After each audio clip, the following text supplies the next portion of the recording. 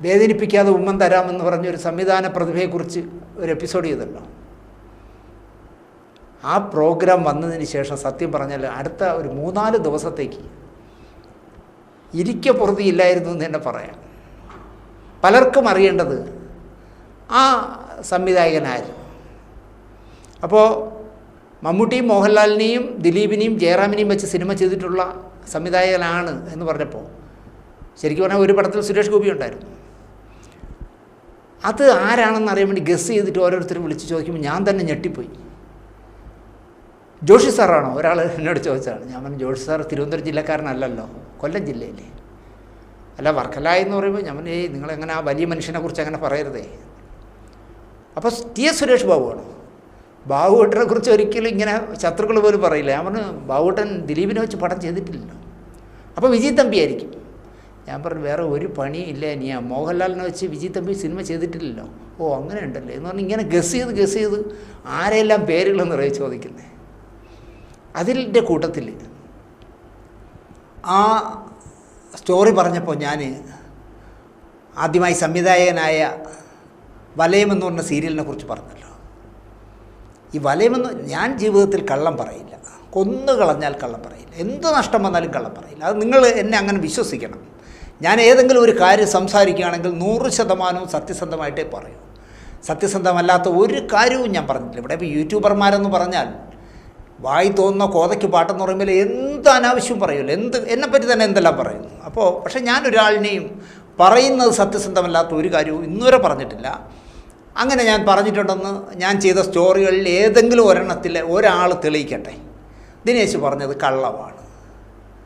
പക്ഷേ എന്നാലും നമ്മുടെ ഈ ചാനൽ കാണുന്ന പലരും എന്നെ പൂർണ്ണമായിട്ട് അങ്ങോട്ട് വിശ്വസിക്കുന്നില്ല എന്ന് തോന്നുന്നു. അതിൻ്റെ ഏറ്റവും വലിയ ഉദാഹരണം ഞാൻ ആദ്യമായി സംവിധാനം ചെയ്ത സീരിയലാണ് വലയം എന്ന് പറഞ്ഞപ്പോൾ എല്ലാവരും യൂട്യൂബിൽ കയറി വലയം അടിച്ചു നോക്കി.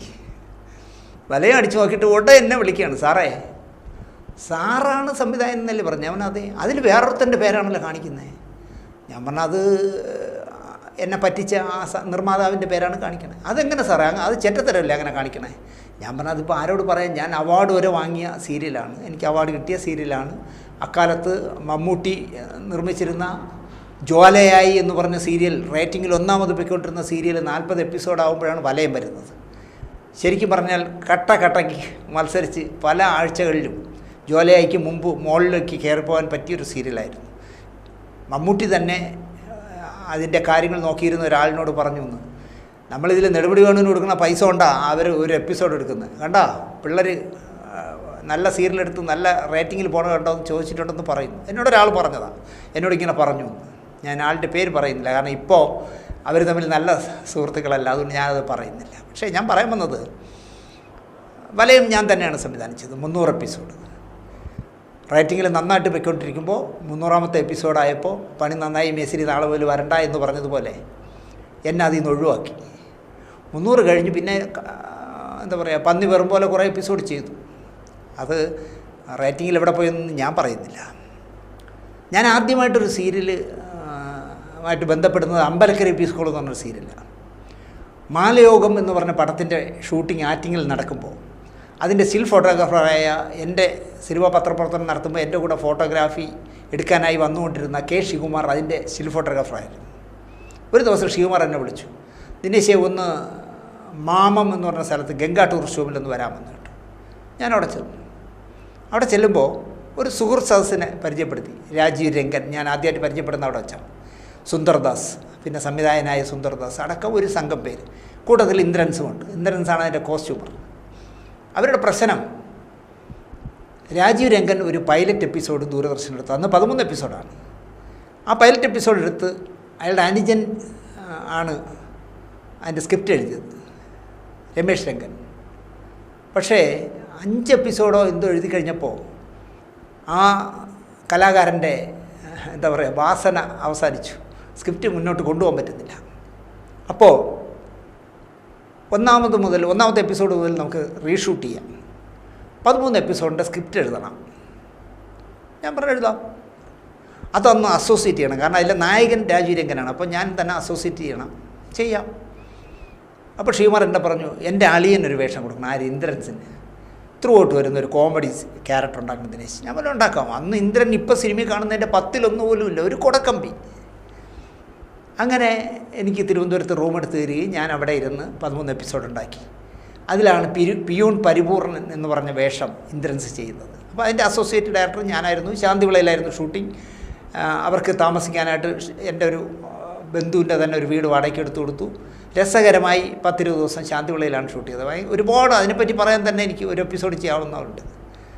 ആ സീരിയൽ നടക്കുമ്പോൾ സോണ എന്ന് പറഞ്ഞ് നാടക പോസ്റ്ററുകൾ ചെയ്യുന്ന ഒരു കലാകാരനുണ്ടായിരുന്നു. അയാൾ ജീവിതം അവസാനിപ്പിച്ചത് തൂങ്ങി മരിച്ചു വീട്ടിലെ കിണറിലോ എന്തോ.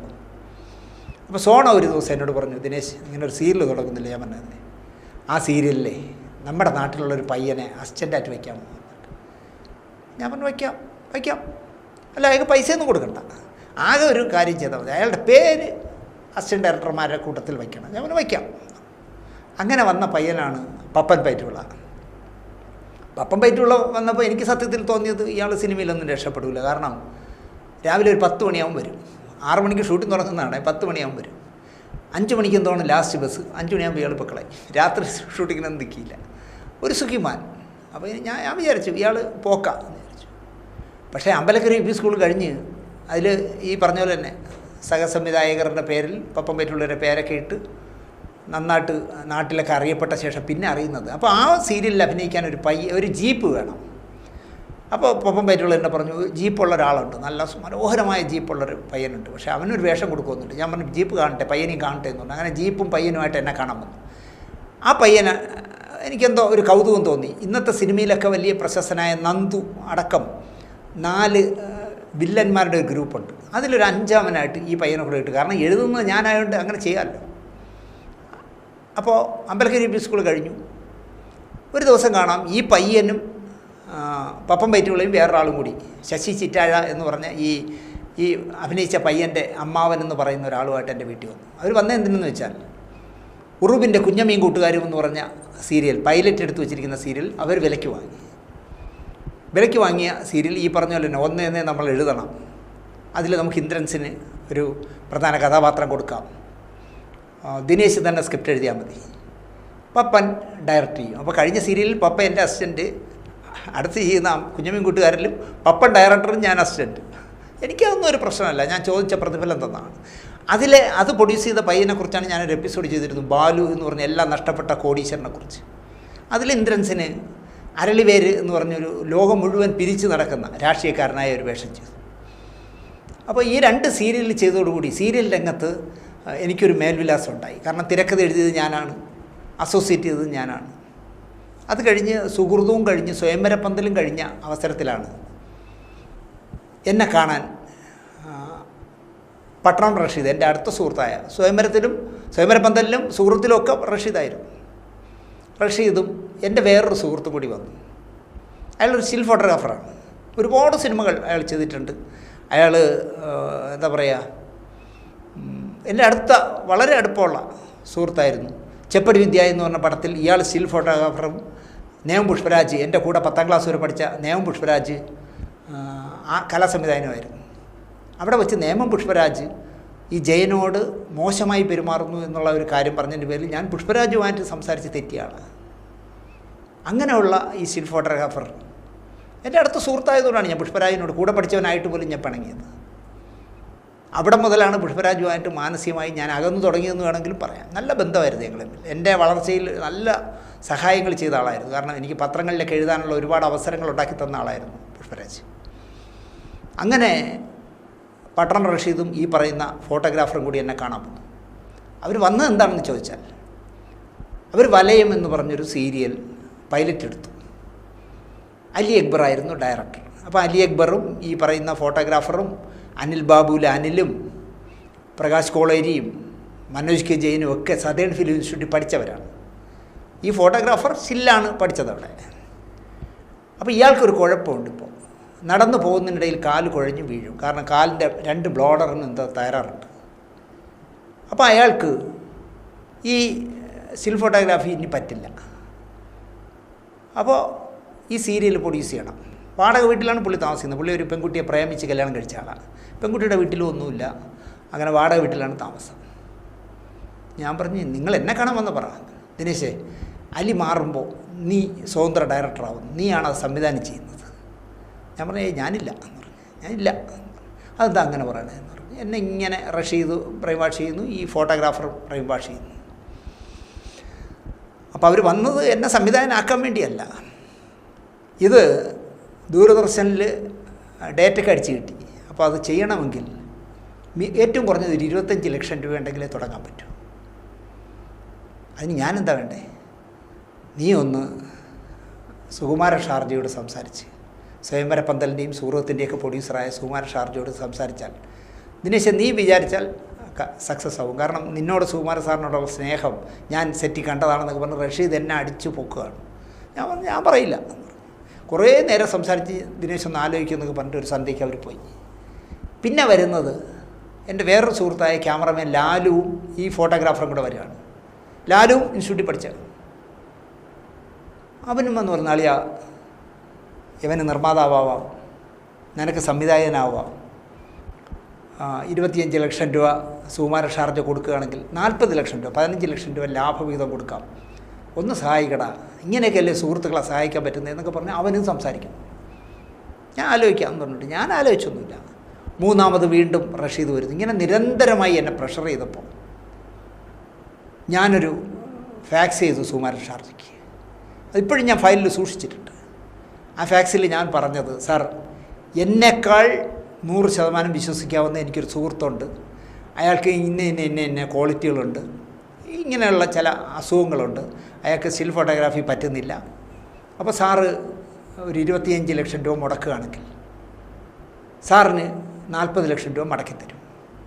അതെപ്പോഴൊക്കെ ഘട്ടം ഘട്ടമായി എപ്പോഴൊക്കെ മടക്കിത്തരും എന്നുള്ള എല്ലാ എഗ്രിമെൻറ്റും വയ്ക്കാം. സാറൊന്ന് ആലോചിക്കുക, എങ്കിൽ എനിക്ക് സംവിധായകനാവാൻ കഴിയും.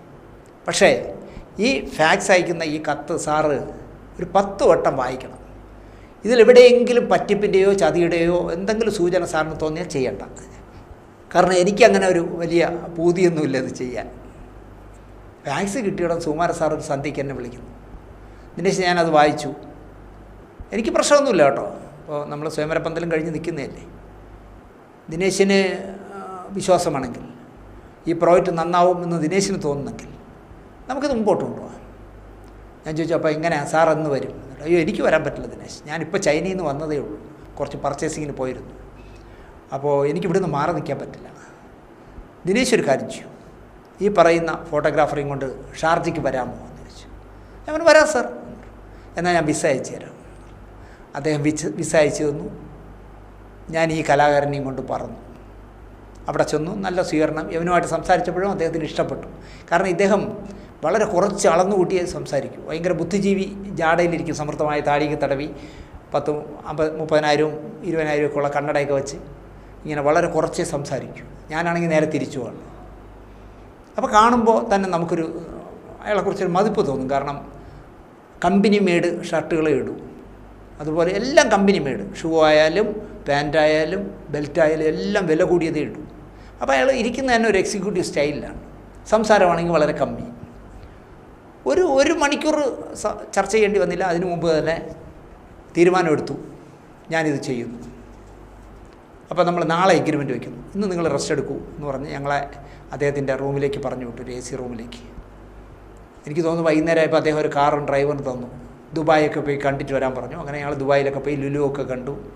ലുലു സെൻറ്ററിൽ ചെന്നിട്ട് സത്യം പറഞ്ഞാൽ ഇങ്ങനെ കൗതുകത്തോടെ നോക്കി നിന്നു ആളുകളൊന്ന് വാങ്ങുന്നത്. അതുപോലെ തന്നെ 10 ദിനാറിന് കിട്ടുന്ന സാധനങ്ങൾ, വില കുറഞ്ഞ സ്പ്രേ ഒക്കെ ഇല്ലേ, 10 ദിനാർ കൊടുത്താൽ കിട്ടുന്ന സാധനങ്ങളൊക്കെ കുറേ പർച്ചേസ് ചെയ്ത് രണ്ടുപേരും. എന്നിട്ട് തിരിച്ച് ഷാർജയിലേക്ക് തന്നെ വന്നു. വെയിറ്റ് ഹോട്ടലിൽ കയറി ആഹാരം കഴിച്ചു ഞാൻ. അങ്ങനെ രണ്ടാം ദിവസമായപ്പോൾ അദ്ദേഹം ഒരു എഗ്രിമെൻ്റ് അടിച്ചുകൊണ്ട് വന്നു, വളരെ സ്ട്രോങ് ആയ ഒരു എഗ്രിമെൻറ്റ്. ആ എഗ്രിമെൻറ്റ് ഇദ്ദേഹം സൈൻ ചെയ്യുന്നു, ഞാൻ സാക്ഷിയായിട്ട് സൈൻ ചെയ്യുന്നു. 25 ലക്ഷം രൂപയുടെ ഒരു DD ഇദ്ദേഹത്തിൻ്റെ കയ്യിലേക്ക് കൊടുക്കുന്നു. എനിക്കും ഭയങ്കര സന്തോഷമായി. അപ്പോൾ ഈ വർത്തമാനത്തിനിടയിൽ ഇദ്ദേഹം, ഈ ക്യാമറാമാൻ പറഞ്ഞു, സാർ ഇവിടെ മീഡിയ സിറ്റിയിൽ നിന്നൊരു ക്യാമറ സാർ വാങ്ങുകയാണെങ്കിൽ ആ ക്യാമറയ്ക്ക് ഞാൻ ദിവസം 1000 രൂപ വെച്ച് തരാം. അപ്പോൾ നമുക്ക് ഷൂട്ടിങ്ങിന് വാടകയ്ക്ക് ക്യാമറ എടുക്കണ്ടല്ലോ. അപ്പം എന്നോട് ചോദിച്ചു. ഞാൻ പറഞ്ഞു, സാർ എടുക്കണം സാർ, ദിവസം 1000 രൂപ വെച്ച് ഞാനതിന് വാങ്ങാം. നമുക്ക് വർക്കില്ലാത്ത സമയം വേറെ വർക്കിന് കൊടുക്കുകയും ചെയ്യാം. അദ്ദേഹം അത് സമ്മതിച്ചു. ഞങ്ങളെയും കൂടെ വിളിച്ചുകൊണ്ട് പോയി. ഞങ്ങൾ പറഞ്ഞ സീരീസിലുള്ള സോണിയുടെ വില കൂടിയൊരു ക്യാമറ വാങ്ങി തന്നു. അങ്ങനെ ക്യാമറയും എല്ലാ സന്നാഹങ്ങളുമായി. അപ്പോൾ എനിക്കൊരു കാര്യം മനസ്സിലായി. ഈ പറയുന്ന നിർമ്മാതാവാകാൻ പോകുന്ന 25 ലക്ഷം രൂപ എപ്പോൾ വാങ്ങിക്കൊടുത്തോ അപ്പം മുതൽ അവനൊരു നിർമ്മാതാവായി മാറി, ഒരു ഗുഡ് മോഹനായി മാറി. ജാടയൊക്കെ രാവിലെ ആകുമ്പോൾ ഇദ്ദേഹം തന്നെത്താനെ പുറത്തേക്ക് പോകും. അദ്ദേഹത്തിന് വാങ്ങേണ്ട സാധനങ്ങളൊക്കെ വാങ്ങിക്കുന്നു. ടെലി പ്രിൻ്റർ, ഫോണുകൾ, പിന്നെ പല പല സാരികൾ എടുക്കുമ്പോൾ അതിന് മാച്ച് ചെയ്യുന്ന ഭാര്യയ്ക്ക് ധരിക്കാനുള്ള കളർഫുള്ളായ കുറേ വാച്ചുകൾ. അതൊരു പെട്ടി പോലെ ഒരു സാധനം, കുറേ കളറുകൾ. അങ്ങനെ അയാൾ പർച്ചേസിങ്ങിന് ഒന്നിനും എന്നെ വിളിക്കില്ല. ഞാൻ റൂമിൽ തന്നെ ഇരുന്നു, അല്ലെങ്കിൽ സുകുമാരൻ സാറിൻ്റെ ഓഫീസിൽ പോയിരുന്നു. അങ്ങനെ 15 ദിവസത്തെ വിസയിലാണ് പോയത്. 11ാമത്തെ ദിവസമായിട്ടായപ്പോൾ എനിക്കങ്ങ് മടുത്തു. അപ്പം ഞാൻ പറഞ്ഞു, നമുക്കിന്നങ്ങ് മടങ്ങിയാലോ? പോവാം എന്ന് പറഞ്ഞു. അയാൾ വേണമെങ്കിൽ 15 ദിവസം നിൽക്കും, കാരണം അയാൾ ലാവിഷായിട്ട് പകൽ മുഴുവൻ നടക്കുകയില്ലേ. ഞാൻ സുകുമാരൻ സാറിനോട് പറഞ്ഞു, സാർ എങ്ങനെയെങ്കിലും ഞങ്ങളൊന്ന് കയറ്റി വിടുമോ എന്നിട്ട്. എന്നിട്ട് എനിക്ക് വീട്ടിൽ പോകണം. അങ്ങനെ അന്ന് രാത്രി അവിടെ നിന്ന് 12 മണിക്ക് എന്തോ തിരിക്കുന്നൊരു ഫ്ലൈറ്റിൽ കയറ്റി വിട്ടു. അങ്ങനെയാണ് ഞാൻ ജീവിതത്തിൽ ആദ്യമായിട്ടും അവസാനമായിട്ടും സൂര്യൻ ഉദിച്ചു വരുന്നത് ആകാശത്ത് നിന്ന് കാണുന്ന മനോഹരമായ കാഴ്ച കാണാൻ കഴിഞ്ഞ ആളാണ് ഞാൻ. കാരണം ആ ഫ്ലൈറ്റിൽ മുഴുവൻ മദ്യപിച്ചുറങ്ങുന്നവരാണല്ലോ. എൻ്റെ കൂടെ വന്ന നിർമ്മാതാവ് അടക്കം, അല്ലെങ്കിൽ ഫോട്ടോഗ്രാഫർ അടക്കം, എല്ലാവരും മദ്യപിച്ചിട്ട് ഉറങ്ങുകയാണ്. മദ്യപിക്കാത്ത 1-2 പേരുള്ളൂ. സ്ത്രീകൾ പോലും മദ്യപിക്കുന്ന കാഴ്ച ഞാൻ ആ ഫ്ലൈറ്റിൽ കണ്ടു. അങ്ങനെ മദ്യപിക്കാതെ ഇരുന്ന ഞാൻ ആകാശ കാഴ്ചകൾ കണ്ടിങ്ങനെ ഇരിക്കുമ്പോൾ സൂര്യൻ ഉയർന്നു വരുന്ന, ചുവന്ന ചെങ്കതിരുമായി സൂര്യൻ ഉയർന്നു വരുന്ന, ഒരിക്കലും ഞാൻ പിന്നെ അങ്ങനത്തെ ഒരു വിഷ്വൽ കണ്ടിട്ടില്ല. അത് കാണാൻ കഴിഞ്ഞ ഭാഗ്യം ഈ ഷാർജ യാത്രയിലായിരുന്നു. അങ്ങനെ നാട്ടിൽ വന്നു.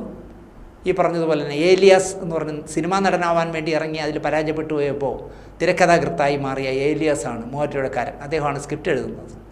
ഞങ്ങളൊരു റൂമൊക്കെ എടുത്തിരുന്ന് ചർച്ചകളും കാര്യങ്ങളും ഒക്കെ മുമ്പോട്ട് കൊണ്ടുപോയി സ്ക്രിപ്റ്റ് എടുത്ത് കാര്യങ്ങൾ നടന്നു. ഇതിനിടയിൽ എപ്പോഴോ എന്നോട് ഈ കൗശലക്കാരനായ ഫോട്ടോഗ്രാഫർ ചോദിച്ചു, ദിനേശേ, ഈ സുഹൃതത്തിനും സ്വയംവര പന്തലിനൊക്കെ വാങ്ങിയ ഡ്രസ്സൊക്കെ എവിടെയുണ്ട്? ഞങ്ങൾ തൃശ്ശൂർ സാറിൻ്റെ വീട്ടിലുണ്ട്. അവിടെ താമസിക്കുന്ന വീട്ടിലല്ല, വേറൊരു വീട്ടിൽ അടച്ചിട്ടിട്ടുണ്ട്. അവിടെയാണ് ഫുഡൊക്കെ ഉണ്ടാക്കിയത്. നമുക്കത് കിട്ടുമോ എന്നിട്ട് ഞാൻ ഷാർജയ്ക്ക് വിളിച്ചു. സാർ പറഞ്ഞു, ദിനേശ് അത് പെട്ടിയിലിരിക്കുകയല്ലേ, ലക്ഷക്കണക്കിന് രൂപയ്ക്കുണ്ട്. കാരണം ജയറാമിനും സംയുക്ത വർമ്മയ്ക്കും ലാലു ലക്സിനും അടക്കം ഒരുപാട് പേര് അഭിനയിച്ച പടമല്ലേ സ്വയംവര പന്തൽ. ശ്രീനിവാസൻ, ഇന്നസെൻറ്റ്, ഒരുപാട് പേര് അഭിനയിച്ചല്ലേ. അങ്ങനെ ആ ഡ്രസ്സുകളെല്ലാം എടുത്തോളാൻ പറഞ്ഞു. കലാസംവിധായകൻ ആ പടത്തിന് വേണ്ടി സജിൻ രാഘവൻ എന്തൊക്കെ വാങ്ങിച്ചോ അതെല്ലാം എടുത്തോളാൻ പറഞ്ഞു. ഒരു മടിയും ഇല്ലാതെ ഇദ്ദേഹം വരാതെ ഒരു ടെമ്പോ തന്നിട്ട്, ഒരു തല്ലുപൊള്ളി ടെമ്പോ വണ്ടിയിൽ തിരുവനന്തപുരത്ത് നിന്ന് തൃശ്ശൂർ ചെന്ന് ഒരു പ്രൊഡക്ഷനിലൊക്കെ വർക്ക് ചെയ്യുന്ന ഒരാൾ, അല്ലെങ്കിൽ ഒരു ആർട്ടിസ്റ്റിൻ്റെ ചെയ്യുന്ന ജോലി പോലെ എല്ലാ പെട്ടികളും എല്ലാം കയറ്റി ഇവിടെ കൊണ്ടുവന്നു. അപ്പോൾ എന്ത് പറ്റിയെന്ന് കേട്ടാൽ, ഇപ്പോൾ സിനിമയിലൊക്കെ എന്ന് പറഞ്ഞാൽ ഒരുപാട് ലക്ഷക്കണക്കിന് രൂപ മുടക്കി ഡ്രസ്സുകൾ എടുക്കും ഇല്ലേ. പക്ഷേ സീരിയലിൽ അവരവരുടെ ഡ്രസ്സുകളാണ് ഇടാറ്. പക്ഷേ നിങ്ങൾ ഇനി ഈ വലയം യൂട്യൂബിൽ തപ്പി നോക്കുകയാണെങ്കിൽ നോക്കൂ, ജയകൃഷ്ണനൊക്കെ ഇട്ടിരിക്കുന്ന ടീഷർട്ടൊക്കെ സ്വയംവര പന്തലിൽ ജയറാം ഇട്ടതാണ്. അങ്ങനെ മൊത്തം ലക്ഷക്കണക്കിന് രൂപയുടെ കോസ്റ്റ്യൂംസ്, അതിൻ്റെ പെട്ടികൾ, ആർട്ട് പ്രോപ്പർട്ടികൾ എല്ലാം ഞാൻ വാരിക്കയറ്റി വെളുക്കെ തിരിച്ചെത്തി. പ്രഭാവർമ്മയെ കൊണ്ട് ഒരു പാട്ട് എഴുതിച്ചു, രമേശ് നാരായണനെ കൊണ്ട് സംഗീതം കൊടുപ്പിച്ചു. ഞാൻ ഒരു കാര്യം മാത്രമേ നിർബന്ധിച്ചുള്ളൂ, ഈ സന്തോഷ് കേശവ് എന്ന് പറഞ്ഞ ചെറുപ്പക്കാരനെ കൊണ്ട് പാടിക്കണം. അത് പാലക്കാട്ടല്ലേ എന്നൊക്കെ പറഞ്ഞ് രമേശ് നാരായണൻ ഉടക്കിട്ടു. പക്ഷേ ഞാൻ പറഞ്ഞു അയാൾ എന്നെ പാടണം. അങ്ങനെ അയാളെ കൊണ്ട് പാടിച്ചു. ഡോക്ടർ രശ്മിയുമാണ് പാടിയത്. ഞങ്ങൾക്ക് താമസിക്കാനായി ഒരു വീടെടുത്തു. ട്രിവാൻഡ്രം ക്ലബിൻ്റെ പുറകിൽ VS അച്യുതാനന്ദൻ താമസിച്ചിരുന്ന, പാർട്ടി സെക്രട്ടറി ആയിരുന്നപ്പോൾ താമസിച്ചിരുന്ന വീടാണ്. വലിയൊരു 2 നില കെട്ടിടം. അതിന് മേളിലത്തെ നിലയിൽ വലതുവശത്തൊരു വലിയ വിശാലമായ ബാത്റൂമും വിശാലമായ ബെഡ്റൂമുള്ള ഒരു റൂമുണ്ട്. ആ റൂമായിരുന്നു സംവിധായകനായ എനിക്ക്. താഴെ മുകളിലും എല്ലാ റൂമുകളിലും ആൾ താമസം ഉണ്ടായിരുന്നു. അങ്ങനെ വിശാലമായി താമസിച്ച ആ വീട്ടിൽ VS കിടന്ന കട്ടിലിൽ കിടക്കാൻ കഴിഞ്ഞു എന്നുള്ളതാണ് ഞാൻ എപ്പോഴും ഓർക്കുന്ന എൻ്റെ നല്ല അനുഭവങ്ങളിലൊന്ന്.